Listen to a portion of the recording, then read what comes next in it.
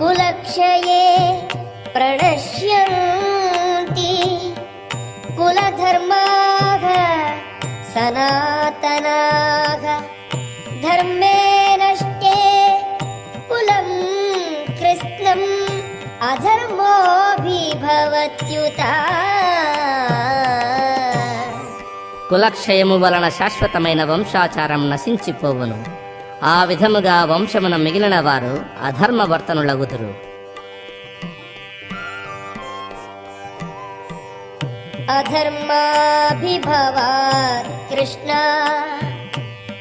ప్రదుష్యంతి కులస్త్రియః స్త్రీషు దుష్టాసు వార్ష్ణేయ జాయతే వర్ణసంకరః.